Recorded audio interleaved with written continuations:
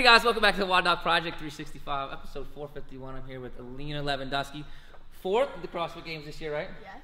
She's one of the best teens in the world. I was just so... Like that? No, you're welcome. She's an inspiration to all the teens out there. And I was lucky enough to make it out here to Ohio today. Rah, rah, rah. Anyway, what we're talking about today is wrist position when we go ahead and we start using kettlebells, because this will translate over to our other bar movements.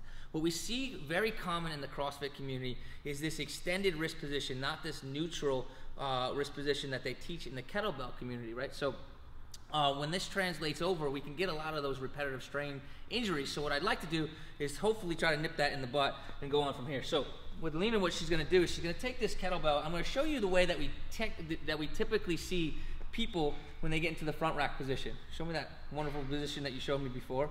This is the position in which we find CrossFitters in when they hold the front rack all the time. Why? Because it's a passive position. We can kind of just let it lay out there like this. Like, who's that? What's that? That poster that they show all the time where they're serving like things, like, you know, the army poster. You know what I'm talking about? You guys don't know what I'm talking about? I'll show it to you. I'm gonna put it on the post. Anyway, what they do is they look like they're serving pancakes, right? They hold this sucker out there like this, and it might be more passive at the time. However, it's not a good position for our wrist to be in. You're gonna find that we start to hyperextend right here, and we put a lot of pressure down here on the ulnar side of the joint, or the pinking side of the joint. So what we wanna try to do is we wanna get an active wrist. We're gonna have Alina, she's gonna just move this kettlebell up just a little bit this way, right? And she's gonna flex her wrist. This puts the wrist in a more neutral position, all right? Although it might be harder, right there, she's squinting a little bit because it hurts on the forearm. But this is a better position over time. Although it's harder to hold, it's gonna keep that in a neutral position, reduce the repetitive load that's gonna be on her wrist. So the first position that we work on is the front rack. Then what we're gonna do is we're gonna re-cue her, because a lot of times when we start to press up overhead, she'll get lazy all over again, okay? So I'm gonna sit here, I'm gonna re-cue her to flex and get back into that neutral position, okay? We can do this several times where we come back down to the front rack. I'm testing how strong you are, right? And we see, do you see her do that, right? And what we wanna be able to do is keep that neutral wrist position. Press back up, I'll help you.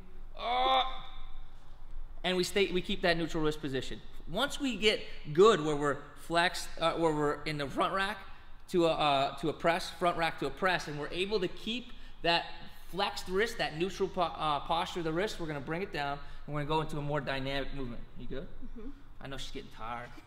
We're gonna go into a more dynamic movement. So I want her to do kettlebell snatches, but she's gonna pause on the top, and I'm gonna sit here with her. I'll go ahead. Right? And all she's gonna do is we're gonna reflex that wrist and train her catching into that neutral position. Go ahead, back down. Boom. That's real good right there. Just gonna have her come in like a little bit right there. So we reteach neutral position. Show me a bad one real quick. Show us what we do all the time.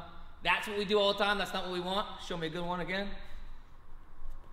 Good. And we can reflex. Find that neutral spine, or yeah, neutral spine, neutral wrist position. All right, you're good. Alina, thank you so much. I appreciate it. CrossFit XS, thank you for letting me come in today. Guys, until tomorrow, we're optimizing function to optimize performance. You guys got me hanging.